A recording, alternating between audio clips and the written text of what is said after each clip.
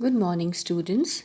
The poem which we are going to take up today is named as My Native Land, written by Sir Walter Scott. Now, this poem it is based on the feeling of patriotism. I hope you all know what is patriotism. Patriotism is love for one's country. No, so patriotism is a powerful innate force. Innate means inside, which is inside only, within most of us. Now, this poem is an outburst of contempt for anyone lacking a deep love for their native land. Outburst of contempt means outburst of anger. So the poet is very angry at any such person who has no love for his native land. Now, the poet calls that person self important or selfish with a wretched soul. Wretched soul means totally spoiled soul. And he says that such a person dies twice. One is his physical death, and other is the death of his soul. He dies an anonymous death. Anonymous death means unknown death, unwept. That means nobody cries at his death, and unhonored. Nobody respects him. So the poem hints that we should have love for our country. So let us start with the poem. The first line we'll start with: breathes there the man with soul so dead. So in this line, the poet says that there is a man who is physically alive, he is breathing, and but emotionally he is dead. His soul is dead. The words so dead emphasize that it is a miserable death, and such a man does not deserve to be called alive. So, although physically alive, but he is as good as a dead man. So, this is how the first line the poet says: breathes there a man with soul so dead. Although this man is breathing, but his soul is dead, and he is as good as a dead man. Now, second line: who never to himself hath said, this is my land, my own, my native land. Now, in these two lines, the poet describes the man about whom he was talking in the first line, about whom he was saying that he's a man whose soul is dead. So the poet says that the he describes the person who is emotionally dead. He says that a person with a dead soul is a man who has no love for his motherland, who has no feeling of belongingness for his motherland, who never feels proud to be belonging to his motherland. Here, the word hath means has. So the poet says the person who is a dead man, whose soul is dead, is a person which is that person who has no love for his native land. Now let us come to the next line: whose heart hath never within him burned, as home his footsteps he hath turned, from wandering on a foreign strand. So in these lines, the poet says that such a person, whose heart has never burned for his motherland, whose heart has never yearned for his motherland, when he left his native land to go away to a foreign land. So, even after returning, he does not feel any sense of love, or he does not feel any pain or any sense of pain or detachment that he had been away from his motherland for a long time. So, as home his footsteps he hath turned, that means when he came back from his came back to his motherland from wandering on a foreign strand, after wandering in a foreign land, then also he does not feel any pain or love or any sense of belongingness. So the poet says, next line, if such there breathe, go mark him well.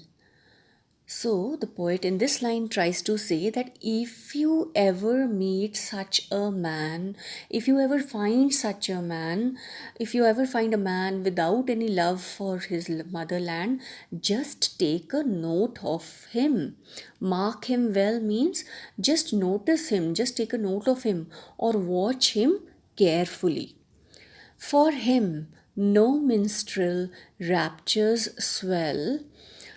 So, in this line, the poet says that for such a person who does not have any love for his native land, no minstrel raptures swell. That means no minstrel word here means the traditional singers who used to sing around the and make their living. So the poet says here the word raptures means that extreme happiness, and the word swell means increase. So the poet says that no musician is going to sing songs of praise for such a man who is selfish. Such people are not going to give any kind of happiness to anyone. Next line, high though his titles, proud his name. High though his titles, proud his name, boundless his wealth, as wish can claim. So the poet in these two lines is trying to say that even though if such a person has high rank or titles or has great fame and he is extremely rich, despite uh, those titles, power, and pelf, the wretch concentrated all in self. So the poet says that despite all these ranks and power and wealth earned in a dishonest way, such a person who is selfish and self centered is a wretch. He deserves no respect. Living shall forfeit fair renown. So the next line the poet says that although he is living, but he will lose all his good reputation, or he has no good reputation left with him. So living shall forfeit fair renown. Fair renown means, fair means good and renown means famous. So he will lose all his forfeit word is used for decrease or lose. So the poet says he is going to lose all his good reputation, and he, even in spite of being fairly rich, and doubly dying shall go down.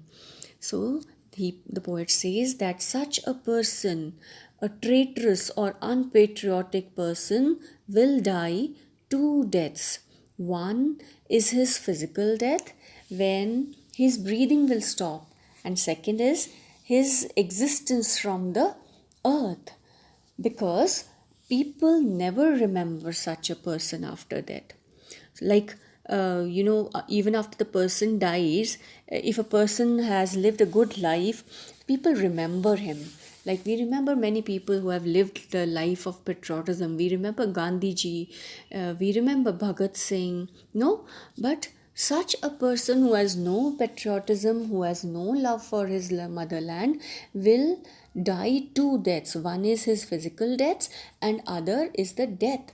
This death in the life from the memories of the people, because nobody is going to remember such a man even after his death. Now we come to the next line, to the vile dust from whence he sprung. So his body will turn into dust from where he had sprung. Sprung means from where he was born. Okay. Unwept, unhonored, and unsung. So the poet says that no one will drop a tear on his death. His death will be unhonored. Nobody is going to respect, like we people give respect when a person dies. Na, people go and pay obedience, visit him, to pay respect. They talk about him, talk about the good things he had done, they praise him. But such a man will not be honored at the time of his funeral, and no one is even there to pray for him or say his funeral prayers.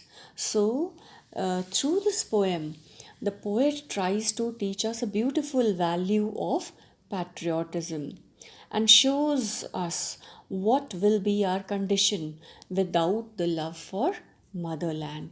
So, in all, the poem teaches us the value of patriotism.